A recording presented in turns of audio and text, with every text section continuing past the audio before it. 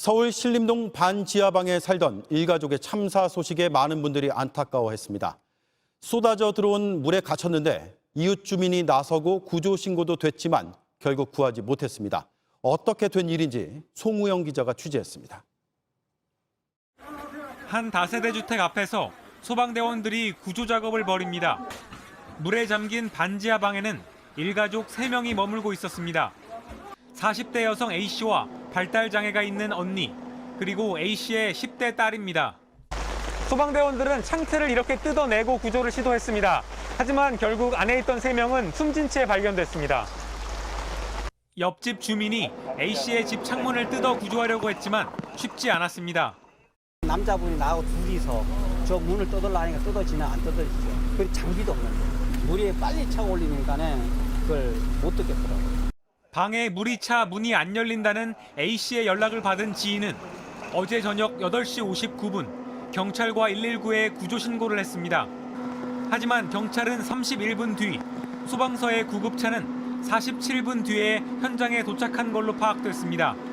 문을 뜯는 등 긴급 구조에 필요한 소방서의 구조차는 그보다도 더 이후에 도착했습니다. 당시엔 집 전체가 물에 잠겨 있던 상태였고 결국 A씨 등 3명의 시신은 자정이 넘어서야 수습됐습니다. 물에 30분 걸렸기 때문에 도저히 이해가 안 되는데 이 건 신고 이전에 호흡만 관련해서 34건 신고가 접수돼가지고 그 신고 처리하느라고 어려웠죠, 신고 출동이. 서울소방재난본부 측은 담당 소방서와 인접 소방서의 인력이 모두 출동 중이라 조치가 늦어졌던 걸로 보인다고 설명했습니다. 하지만 위급 상황이라는 신고를 받고도 경찰과 소방당국의 대응이 부실했다는 지적은 피할 수 없을 걸로 보입니다. 어제 저녁 서울 상도동의 한 다세대 주택 반지하방에서도 50대 여성이 숨진 채 발견됐습니다. 기초생활보장 수급자인 이 여성은 반려동물을 구하려다가 변을 당한 걸로 전해졌습니다.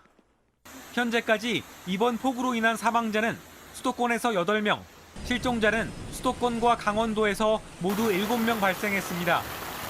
JTBC 송우영입니다.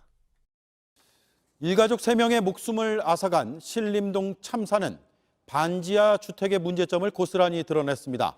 반지하 가구는 전국에 32만 가구 이상인데 대부분 서울과 수도권에 집중돼 있습니다.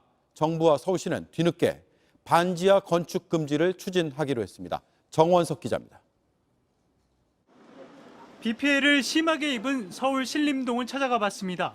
골목엔 가재 도구들이 어지럽게 흩어져 있고 집들마다 건조시키느라 문도 다 열어뒀습니다. 수해를 입은 반지하 세대들. 벽에는 차올랐던 물자국이 선명하고 걸을 땐 물을 첨벙대야만 합니다.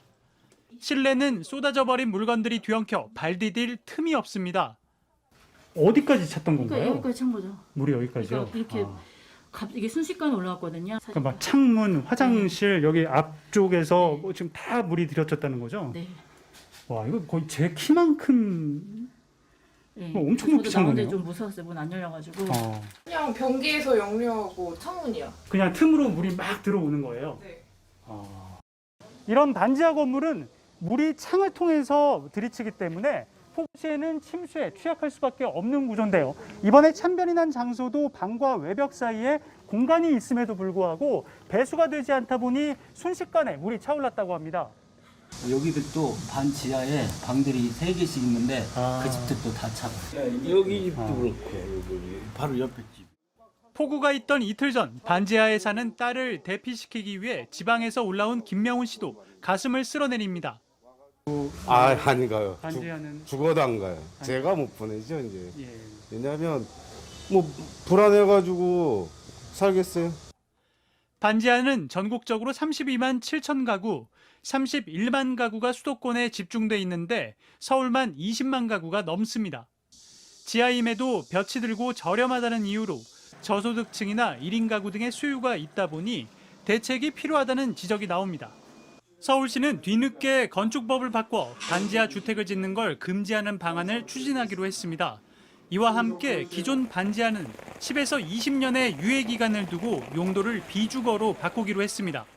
이럴 경우 세입자에게 다른 살 곳을 마련해주고 집주인이 반지하를 다른 용도로 쓸 때 기존 월세에 상응하는 지원책이 나와야 할 것으로 보입니다. JTBC 정원석입니다. 신림동 일가족 비극에 서울시가 곧바로 내놓은 반지하 대책을 놓고 급조한 게 아니냐 하는 지적이 나옵니다. 서울에만 20만 가구인 반지하 세입자가 지상으로 이사를 하면 지원을 해주겠다는 건데 세입자들은 지원금이 턱없이 부족하다고 말합니다. 오원석 기자입니다. 서울 망원동의 주택가. 새들어 사는 김모 씨의 반지하 집에도 이번 호우 때 물이 들어왔습니다.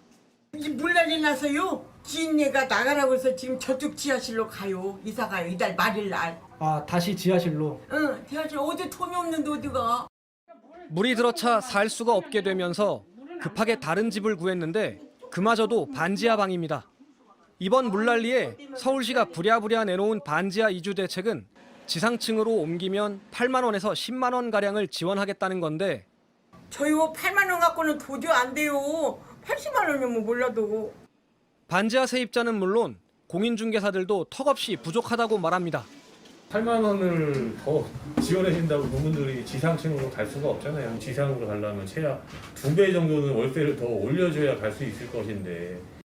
공공임대주택이 있다지만 경쟁률이 치열해서 들어가기 쉽지 않습니다. 집주인들도 불만입니다. 서울시는 반지하를 창고나 운동시설로 바꾸자고 제안하지만 그런 임대 수요자가 얼마나 있겠냐는 겁니다. 전문가들은 반지하를 없애는 방향에는 동의하면서도 이번 서울시의 대책은 실효성이 크지 않다고 비판합니다. 상습 침수 구역에서 거주하고 있는 지하 가구들이 빠르게 이전할 수 있는 공공임대주택 물량을 최대한 확보해서 공급하는 게 우선적으로 필요하다고 생각합니다. 이와 함께 참사를 당한 관악구의 일가족은 자기 집이었는데 서울시 대책에선 정작 자가 반지하 가구에 대한 내용은 없다는 지적도 나옵니다. JTBC 오원석입니다.